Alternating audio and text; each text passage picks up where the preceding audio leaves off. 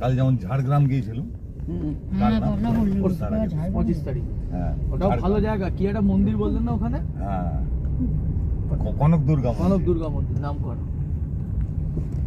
Adventure. যখন ওই মন্দিরে তুই হাঁটবি, দুপাশারই জঙ্গল।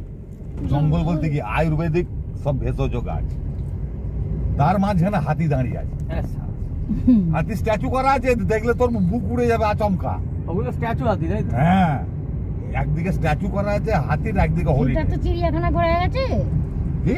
সেটা তো না চিড়িয়াখানা আমাদের যায় তো এবার তো যায়নি তো এখনো। হ্যাঁ, আমাদের ছেলেটাও তো যায় জানো তো এই তো ওর ননদ নিয়ে যায়, হ্যাঁ যায় তো এদিকে বুঝছি। তবে হ্যাঁ বলবে হয়তো যাওয়ার জন্য। আমরা একদিন, আলিপুর। এটা আসল চিড়িয়াখানা আলিপুর। গেটের ওখানে একটা চিড়িয়াখানা আছে, ও আচ্ছা, জুওলজিক্যাল পার্ক আছে। হ্যাঁ ওই যে 58 গেটের ওখানে, আলিপুর। যেটা ক্লাব থেকে বাস ছেড়েছিল এবার। হ্যাঁ। ওখানে আমরা ফিস্টের ওখানে গিয়ে আবার ওখানে গিয়ে টিকিট ফিট কেটে দেখেছিল। ওই চিড়িয়াখানাটাতে অনেক কিছু আছে। ওটা তো অনেক কিছু আছে ভালো, হুম, অনেক কিছু আছে ওটা। শুধু বাঘ সিংহ হাতি জিরাফ এগুলো নেই। বাঘ সিংহটা নেই, হ্যাঁ হাতি ছিল, হাতি না, হাতি নেই। জিরাফ ওগুলো তো জিরাফ ছিল। ছিল। এই বাঘ নেই কেন? বাঘ দেখলুম তো রে।